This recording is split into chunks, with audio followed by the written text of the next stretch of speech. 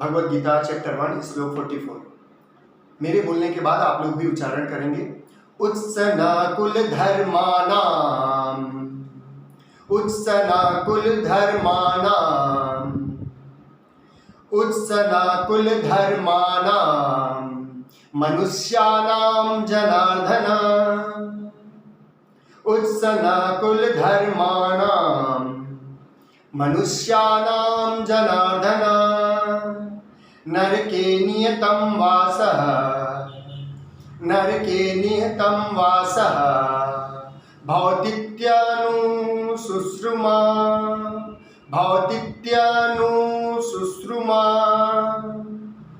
नरके नियतं वासः भवतीत्यनुशुश्रुमा। एक बार और रिपीट करते हैं। उत्सनाकुल धर्मानां मनुष्याणां जनार्दन, नरके नियतं वासः भवतीत्यनुशुश्रुमा, भवतीत्यनुशुश्रुमा। अर्जुन ऐसा बता रहे हैं यहाँ पे, देखिए कि मनुष्य का कुल धर्म अगर नष्ट हो जाता है तो उसे कई समय तक, लंबा समय तक जो है नरक में रहना पड़ता है। ये सरल सा अर्थ हुआ, ठीक है। अर्जुन के हिसाब से अगर इसको देखें तो ये सरल सा अर्थ अर्जुन क्या बता रहे हैं कि अगर मनुष्य जो है अपने कुल धर्म को नष्ट कर चुका हो, कुल धर्म अगर मनुष्य का नष्ट हो जाए तो उसको कई जन्मों तक नरक में निवास करना पड़ता है, अर्थात नरक का जो तकलीफ है उसको भोगना पड़ता है, ठीक है। ये सरल सा अर्थ हो गया। अब इसकी व्याख्या को समझते हैं, ठीक है, कि इस श्लोक से कहते हैं ना कि भगवद गीता हमारे जीवन में, भगवद गीता का हर एक श्लोक हमारे जीवन में एक अथाह जो है अर्थ रखती है। चलिए उस अर्थ को अभी हम लोग देखते हैं।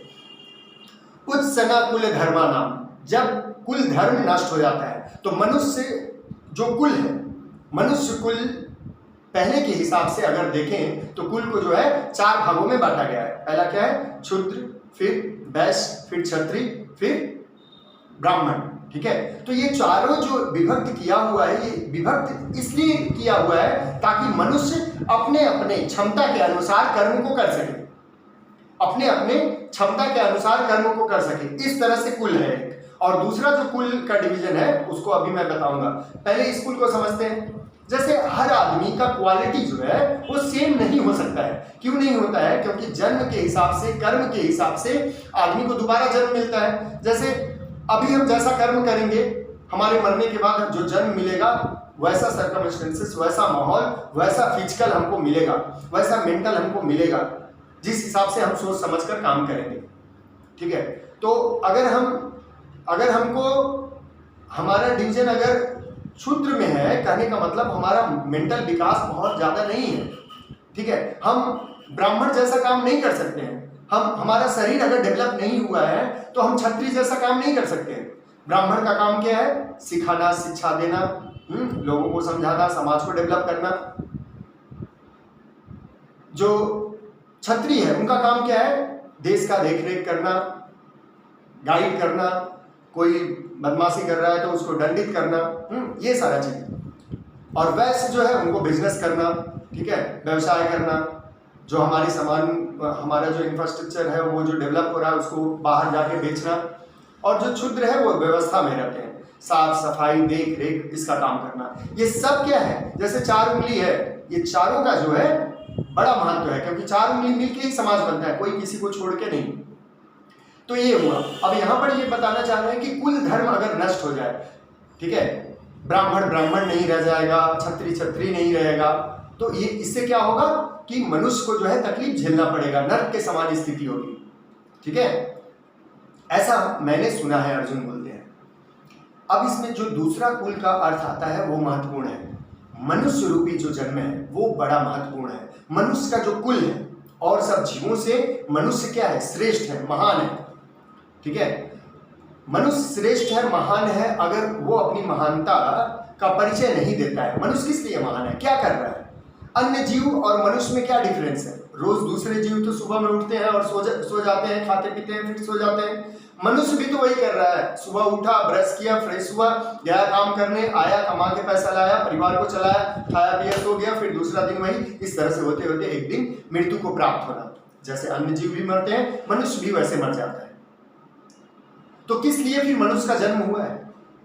मरने के लिए, खाने के लिए, सोने के लिए? नहीं, इसका एक स्पेसिफिक कारण है, वो है स्वयं को जानना, अपने आप को जानना, स्वयं का रियलाइजेशन, या यूं कहें अपने को भगवान स्वरूप बनाना, या यूं कहें अपने को परमात्मा में मिलाना।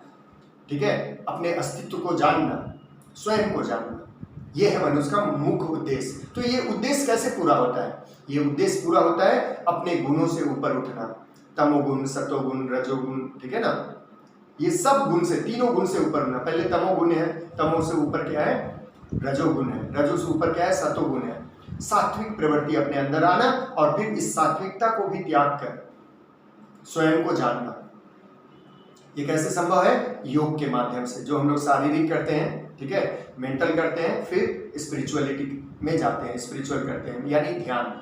ध्यान इसका मूल उद्देश्य है, लेकिन ये शरीर ही तो ध्यान करेगा। ये शरीर आपका पावरफुल होगा तभी तो ध्यान होगा। आपको बोला जाएगा बैठने के लिए, आप बैठ ही नहीं पाएंगे, इधर दर्द उधर दर्द, आंख बंद करके बैठने पर हजारों चिंता आता है। तो ये सारा चीज खत्म होगा कब? जब आपका शरीर अच्छा रहेगा, माने फिजिकल, जिसको बोलते हैं अन्नमय कोश अच्छा रहेगा, प्राणमय कोश पावरफुल होगा, तभी आप ध्यान में बैठेंगे। तो शरीर से आपको ऑब्स्टिकल नहीं होगा, शरीर से कोई समस्या नहीं होगा, प्राणों से कोई समस्या नहीं होगा, ठीक है। मन चंचल, क्योंकि प्राण पावरफुल होगा, प्राण के अंदर में मन बसता है, तो मन की चंचलता जो है खत्म हो जाएगी। इस तरह से हम घंटों घंटों बैठ पाएंगे, और घंटों घंटों जब आंख बंद करके बैठेंगे, तभी धीरे धीरे हमारे सारे विचार समाप्त होते जाएंगे। चित्त वृत्ति निरोध, चित्त की सारी वृत्तियां जो है निरोध हो जाएंगी, माने बंद हो जाएंगी, और फिर हम अपने आप को, स्वयं को जान पाएंगे। योग का मूल उद्देश्य है स्वयं को जानना। तो ये जन्म, ये कुल जो है, समझ में आया? कुल, अपना जो मनुष्य रूपी जो कुल है, ये सर्वश्रेष्ठ है। इसको हमको क्या करना है? बचा के रखना है, ताकि ये ऐसी कुत्ता बिल्ली के जैसा मरने के लिए नहीं है। मुक्ति लाभ करेंगे, शरीर को स्वयं त्यागेंगे, रोग से मरेंगे नहीं, ऐसा नहीं होना चाहिए, ठीक है ना। तो इसीलिए योग को अपने जीवन में अपनाइए और लगातार अभ्यास करिए।